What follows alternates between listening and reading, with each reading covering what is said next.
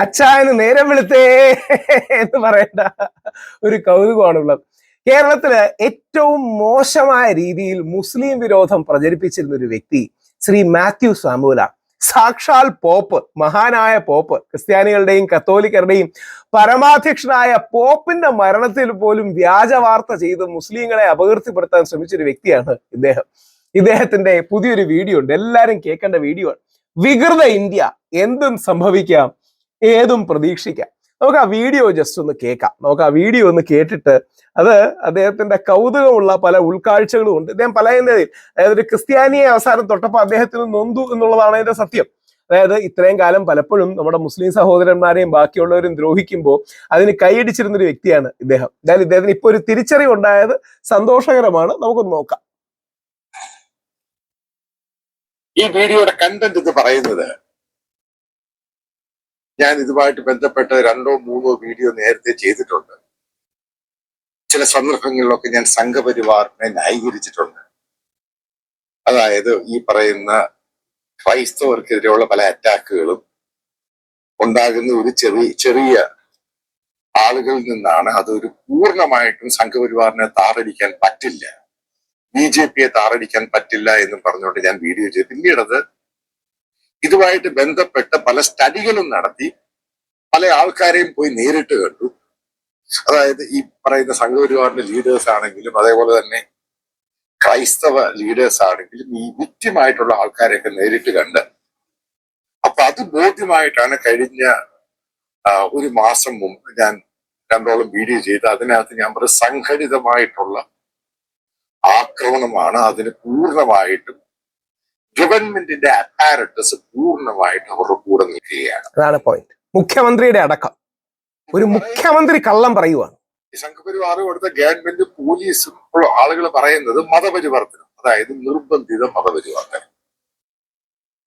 അതായത് ഒരു തലമുറ 2 തലമുറ മുമ്പ് ഛത്തീസ്ഗഡിലെ, നിങ്ങൾ ഛത്തീസ്ഗഡ് എടുത്ത് നോക്കുവാണെങ്കിൽ നിങ്ങൾക്ക് മനസ്സിലാക്കാൻ സാധിക്കും, അവിടെയുള്ള ട്രൈബൽ കമ്മ്യൂണിറ്റി ഒന്നും കഴിഞ്ഞ 10 വർഷമോ 15 വർഷം കൊണ്ടൊന്നും അല്ലേ കൺവേർട്ട് ആയത്. ഏറ്റവും കൂടുതൽ പേരും, നിങ്ങൾക്ക് സംശയം ഉണ്ടെങ്കിൽ ഈ സൂററ്റ്, ഗുജറാത്തിന്റെ ആ ബെൽറ്റ് ഉണ്ട്, അവിടുത്തെ ആദിവാസി ബെൽറ്റ് ഉണ്ട്. അപ്പൊ അവിടെ പോയി നോക്കുവാണെങ്കിൽ അവരിപ്പോഴൊന്നും അല്ല കൺവേർട്ട് ആയിരിക്കുന്നത്. അവര് കൺവേർട്ട് ആയിട്ട് 10, 40, 50 വർഷമായി, അല്ലെങ്കിൽ 30 വർഷമായി, അല്ലെങ്കിൽ 20, 25 വർഷമായി. നമ്മുടെ കേരളത്തിലും അതേപോലെ ഒരുപാട് പേര് കൺവേർട്ട് ആവുകയായിരുന്നു. നമ്മുടെ ഈ പിന്നോക്ക ജനവിഭാഗങ്ങള്, OBC, ദളിത്, SC, ST എന്തിനാണ് നമ്മുടെ കൂടെ നിൽക്കുന്നത്? നമ്മുടെ നാട്ടിൽ മഹാനായ ശ്രീനാരായണ ഗുരുദേവനും മഹാനായ ചട്ടമ്പി സ്വാമിയും ഒക്കെ ഉള്ളതുകൊണ്ടാണ് ഈ ഹിന്ദു ഫ്രെയിംവർക്ക് എന്ന് പറയുന്നത് ഇവിടെ നിൽക്കുന്നത്. അല്ലാതെ ഞങ്ങൾ 1% ബ്രാഹ്മണരിലോട്ടല്ല.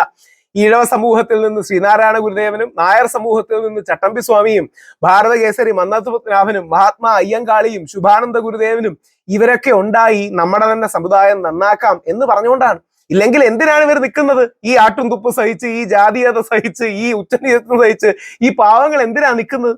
അവിടെയാണ് മഹാത്മാഗാന്ധി ആകട്ടെ, സ്വാമി വിവേകാനന്ദനാകട്ടെ, മഹാനായ ബാബാ സാഹേബ് അംബേദ്കർ ആകട്ടെ, ഇവരെല്ലാം ഈ ഉച്ചനീചത്വങ്ങൾ ഇല്ലാതാക്കുകയും മറ്റും ചെയ്തുകൊണ്ടാണ് കുറെയെങ്കിലും ഇന്ത്യയിൽ ഈ സോകോൾഡ് ഹിന്ദു ഫ്രെയിംവർക്ക് നിൽക്കുന്നത്. ആ ഹിന്ദു ഫ്രെയിംവർക്ക് നിൽക്കാനുള്ള കാരണം ഇതുപോലെ ഒരുപാട് മഹാന്മാരുടെ ഇടപെടലാണ്. ആ ഇടപെടൽ തുടരണമെന്നും ഞങ്ങളുടെ ഹിന്ദു ഫ്രെയിംവർക്കും നിലനിർത്തണമെന്ന് ആഗ്രഹിക്കുന്ന ഒരു ഹിന്ദുവാണ് ഞാൻ. പക്ഷേ ഈ ഹിന്ദുത്വവാദമല്ല അതിന്റെ മറുപടി, ഈ തീവ്ര ഗോഡ്സേവാദമല്ല അതിന്റെ മറുപടി. അതേപോലെ തന്നെ ഈ ട്രൈബൽ ബെൽറ്റിൽ കൺവേർഷൻ നടത്തിട്ട് ഈ പറയുന്ന CSI ഇവാഞ്ചലിക്കൽ എന്ന് പറയുന്ന 10, 15, 20 വർഷം ഇപ്പോഴുണ്ടായ സംഭവമൊന്നും അല്ല അത്. അപ്പൊ അതിന് അവിടെ കൺവേർഷൻ എന്ന് പറയുന്നത്, നിങ്ങൾ ഈ പണ്ട് ആളുകൾ പറയുന്ന സംഭവമുണ്ട്, ഇവര് ആഹാരവും പണവും പാലും കഞ്ഞിയും ഒക്കെ കൊടുത്തിട്ടാണ് കൺവേർഷൻ ഉണ്ടാകുന്നത്. ഞാനൊരു കാര്യം ചോദിക്കട്ടെ, ഈ പണം ഇവിടുന്നാ വരുന്നത്? കഴിഞ്ഞ 11 വർഷമായിട്ട് മോദി ഗവൺമെന്റ് അധികാരത്തിൽ കയറിയ ശേഷം ഈ പറയുന്ന FCRIയിൽ എത്ര എണ്ണം വർക്ക് ചെയ്യുന്നുണ്ട്? വലിയൊരു ശതമാനം എടുത്ത് ദൂരെ കളഞ്ഞു. പിന്നെ ഇവിടുന്ന് പണം വരുന്നത് ഇതൊക്കെ വിഡിത്തം അടിച്ചുണ്ടാക്കുന്ന പല കപടതകളും കള്ളത്തരങ്ങളുമാണ്. കാരണം ഞാനിത് പോയി ഗ്രൗണ്ടിൽ കണ്ടത്. അഥവാ അവര് പാലിനോ റൈസിനോ ചോറിനോ അരിക്കോ വേണ്ടി മതം മാറിയാൽ ഞാൻ അടക്കമുള്ള ഹിന്ദുക്കളുടെ കവിള തടിക്കുകയാണ് വേണ്ടത്. വിശന്നിട്ട് മതം മാറുകയാണ്. അവർക്ക് ആഹാരവും ദാരിദ്ര്യവും ജീവിത സൗകര്യങ്ങളും ഇല്ലാത്തതുകൊണ്ട് നല്ല ജീവിതം തേടി പോവുകയാണ്. അത് കൊടുക്കാൻ നമുക്ക് കഴിയുന്നുണ്ടോ? അത് കൊടുക്കാൻ ഈ അടിക്കുന്ന ജ്യോതി ശർമ്മയ്ക്ക് കഴിയുന്നുണ്ടോ? അവിടെ നല്ല സേവനങ്ങൾ നടത്തുന്ന ആൾക്കാരുണ്ട്. നമ്മുടെ ശ്രീ ശ്രീ രവിശങ്കർജിയുടെ ആൾക്കാർ, കുറച്ചൊക്കെ നമ്മുടെ മാതാ അമൃതാനന്ദമയിയുടെ ആൾക്കാർ, അങ്ങനെ കുറച്ച് ഹിന്ദു സന്യാസിമാരുടെ നേതൃത്വത്തിൽ നടക്കുന്നുണ്ട്. വനവാസി കല്യാണ ആശ്രമം പോലുള്ള കാര്യങ്ങൾ നടക്കുന്നുണ്ട്. പക്ഷെ ബഹുഭൂരിപക്ഷവും ക്രിസ്ത്യൻ മിഷണറിമാര് ചെയ്യുന്ന നല്ല പ്രവർത്തനങ്ങളിൽ മെച്ചപ്പെട്ട ജീവിതം കണ്ടെത്താനുള്ള യാത്രയാണ്. അപ്പം അതിന് അവരെ നന്നാവരുത്. ഇനി ഇദ്ദേഹം പറയുന്ന 2-3 നല്ല പോയിന്റുകളുണ്ട്, ശ്രദ്ധിക്കണം. ഇപ്പോൾ പോയപ്പോഴും ഞാൻ കണ്ടു കൺവേർഷൻ നടക്കുന്നുണ്ട്. ശരിക്കും അതിന്റെ കാര്യം ഇവിടുത്തെ ഉന്നത കുലത്തിലുള്ള ഈ ജാതി വ്യവസ്ഥകൾ തന്നെയാണ് അതിന്റെ കാര്യം. ഛത്തീസ്ഗഡോ ജാർഖണ്ഡോ സംഭവങ്ങൾ എടുത്തു നോക്കുകയാണെങ്കിൽ അവിടെ ഏറ്റവും കൂടുതൽ ആൾക്കാർ കൺവേർട്ട് ആയേക്കുന്നത് ഈ ബാക്ക്വേർഡ് ക്ലാസ് ട്രൈബ്സ്. അതിന്റെ കാര്യം എന്തു? റീസൺ എന്തുവാ? നമ്മൾ ആദ്യം ഇത് കണ്ടുപിടിക്കും. ബേസിക്കലി ട്രൈബ്സിന് അവർക്ക് അങ്ങനെ ഈ മതമൊന്നുമില്ല. അവർക്ക് സൂര്യൻ, ചന്ദ്രൻ, പുഴകൾ, ഇതൊക്കെയാണ് പിന്നെ അവരുടേതായിട്ടുള്ള പേഴ്സണൽ ആയിട്ടുള്ള ദൈവങ്ങൾ. അല്ലാതെ നിങ്ങൾ പറയുന്ന പോലെ നമ്മുടെ നാട്ടിൽ കാണുന്ന പോലെ ഹൈന്ദവ കമ്മ്യൂണിറ്റിയിലുള്ള സംഭവങ്ങളൊന്നും അല്ല ഈ ട്രൈബ്സിനുള്ളത്. അവർക്ക് ലോക്കൽ ദൈവങ്ങളാണ്. പിന്നെ ഹിന്ദു എന്നും പറയാം, മറ്റുള്ള ജാതി എന്തു വേണമെങ്കിലും പറയാം. പക്ഷെ ഒരു കാര്യം പ്രധാനമായിട്ടും കീ ആയിട്ടുള്ള ഇമ്പോർട്ടന്റ് പോയിന്റ് എന്ന് പറയുന്നത്, ഇതൊക്കെ നക്സൽ ഹിറ്റ് ഏറിയാണ്. ഈ നാരായൺപുരി ഈ 3 സ്ത്രീകൾ വന്ന് അവിടെ പറയുന്ന നാരായൺപൂർ എന്ന് പറയുന്ന ഛത്തീസ്ഗഡിലെ ഭാഗവും ജഗദൽപൂർ, ഈ ഭാഗം മുഴുവൻ നക്സൽ ഏരിയയാണ്. ഇവർക്കൊക്കെ എഡ്യൂക്കേഷൻ കൊടുക്കാനുണ്ടായ കാര്യം ക്രിസ്ത്യൻ മിഷണറീസ് ആണ്. 100%. ഇവർക്ക് എഡ്യൂക്കേഷൻ കൊടുത്ത ക്രിസ്ത്യൻ മിഷണറീസ് എന്താ കിട്ടുന്നത്? അവരെ എഡ്യൂക്കേറ്റ് ചെയ്തെടുപ്പിച്ചു. അപ്പൊ എഡ്യൂക്കേറ്റ് ചെയ്തപ്പോ ആദ്യം മനസ്സിലാക്കി കൊടുത്തത് ഇത് ഇടത് കൈ, ഇത് വലത് കൈ. കാരണം അവർ 2 കൈ ഒരേപോലെ യൂസ് ചെയ്യാൻ തുടങ്ങുന്നതാണ്.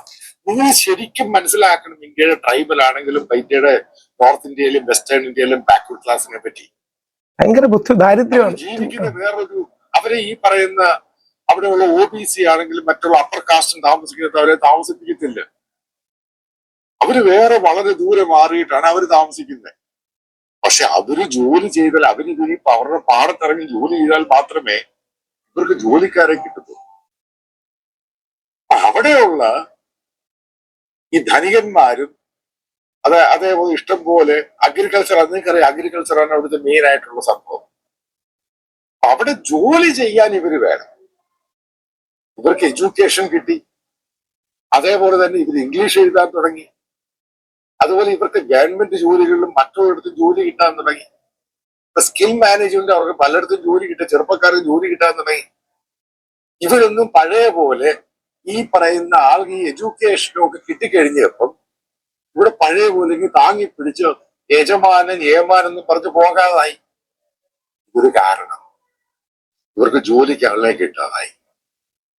അതേപോലെ തന്നെ മിഷണറിമാർ ഇവർക്കൊക്കെ ഹെൽത്തുമായി ബന്ധപ്പെട്ട് നിങ്ങൾ ആദ്യം മനസ്സിലാക്കേണ്ടത്, കേരളത്തിലുള്ളത് മനസ്സിലാക്കേണ്ടത്, ഈ നോർത്ത് ഇന്ത്യ പോയി കഴിഞ്ഞാൽ ഈ ബാക്ക്വേർഡ് ക്ലാസ്സും ഈ ട്രൈബ്സും ഒക്കെ താമസിക്കുന്നിടത്ത് പോയി കഴിഞ്ഞാല് അവിടെ ഈ ഹെൽത്ത് എന്ന് പറയുന്ന ആശുപത്രി എന്നൊക്കെ പറയുന്നത് അവിടുത്തെ ഒരു സ്പെസിഫിക് ആയിട്ടുള്ള എലീറ്റ് കമ്മ്യൂണിറ്റികൾക്ക് വേണ്ടി മാത്രമാണ്.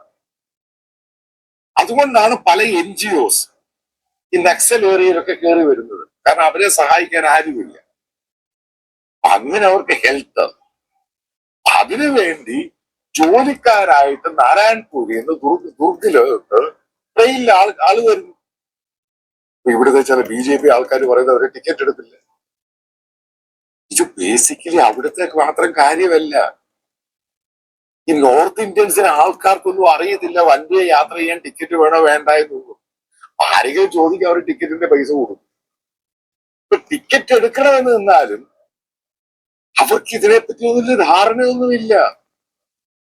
ഇത് ആദ്യം മനസ്സിലാക്കണം. ഇന്ത്യൻ ട്രൈബ്സിനെയാണെങ്കിലും ബാക്ക്വേർഡ് ക്ലാസ്സിനെ അത് ബേസിക് മനസ്സിലാക്കണം. ഞാൻ വേറെ കാര്യം പറയാം. ഈ കാത്തലിക് സഭ, പക്ഷെ ഇവാഞ്ചലിക്കൽ സഭ ഭയങ്കര വ്യത്യാസമുണ്ട്. കാത്തലിക് സഭ അവരുടെ മിഷൻ പ്രവർത്തനം ഇന്ത്യ എല്ലായിടത്തും നടത്തുന്നുണ്ട്. ഈ ട്രൈബൽ ഏരിയ ആണെങ്കിലും പലയിടത്തും ഈ ഭയങ്കരമായിട്ട് പെനട്രേറ്റ് ചെയ്ത് പോയിട്ടുണ്ട്. അവിടെയൊന്നും ഈ സംഘപരിവാറിന്റെയോ അതേപോലെ ബാക്ക്വേർഡ് ക്ലാസിനെയോ ട്രൈബ്സിനെയോ ഒക്കെ റീഹാബിലിറ്റേറ്റ് ചെയ്യുന്ന അവരുടെ സംഘടനകൾ ഒന്നും എത്താൻ പറ്റുന്നില്ല. ഗവൺമെന്റിന് പോലും എത്താൻ പറ്റുന്നില്ല. കാരണം അവർ ജാതിപരമായിട്ടൊന്നും ഇവരെ അക്സെപ്റ്റ് ചെയ്യാൻ തയ്യാറല്ല. അതാണ് ഇത്രയും സങ്കീർണമായ പ്രശ്നങ്ങൾ ഉള്ള അവസരത്തിലാണ് നമ്മുടെ പാവപ്പെട്ട ആ ക്രിസ്ത്യൻ സ്ത്രീകളെയൊക്കെ ആക്രമിക്കുന്നത്. അപ്പൊ യഥാർത്ഥത്തിൽ നമ്മുടെ ശ്രീ മാത്യു സാമുവലിന് ക്രിസ്ത്യാനികളെ തൊട്ടപ്പം പൊള്ളി ഇത് തന്നെയാണ് മറ്റൊരർത്ഥത്തിൽ നമ്മുടെ മുസ്ലിം സഹോദരങ്ങളും അനുഭവിക്കുന്നത് എന്ന് അദ്ദേഹത്തിന് തിരിച്ചറിയാൻ ഒരു അവസരം ഉണ്ടാകട്ടെ. അതായത് ക്രിസ്ത്യൻ സമൂഹമാണെങ്കിലും മുസ്ലിം സമൂഹമാണെങ്കിലും നമ്മുടെ പിന്നോക്ക ദളിത് സമൂഹങ്ങളാണെങ്കിലും ഒക്കെ ആ ബുദ്ധിമുട്ടുകൾ അനുഭവിക്കുന്നുണ്ട്. ഇനി നേരെ തിരിച്ച് ഈ തീവ്ര ഹിന്ദുത്വവാദമാണ് മഹാത്മാഗാന്ധിയെ കൊന്നത്.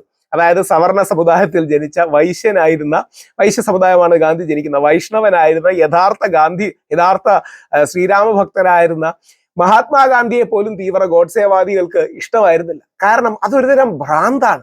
ആ മനോരോഗം ഇന്ത്യയുടെ ആത്മാവിനെ ബാധിച്ച ക്യാൻസറാണ്. അത് ഒരു തരം ബാധയാണ്. ആ ബാധയെ ഒഴിപ്പിക്കാൻ മഹാത്മാഗാന്ധി എന്നോ ഗാന്ധിസോ എന്നോ ഉള്ള ഡോക്ടർ സണ്ണിക്ക് മാത്രമേ പറ്റുകയുള്ളൂ. അല്ലെങ്കിൽ അതാണ് അതിന്റെ പാത. ഞാൻ പല വീഡിയോകളിലായി സൂചിപ്പിച്ചിട്ടുണ്ട്. അപ്പോൾ അത്രയും സങ്കീർണമായ പ്രശ്നമുണ്ട്. എന്തായാലും മാത്യു സാമുവലിന്റെ ഈ പുനർചിന്തനം വളരെ സ്വാഗതാർഹമായ കാര്യങ്ങളിൽ ഒന്നാണ്.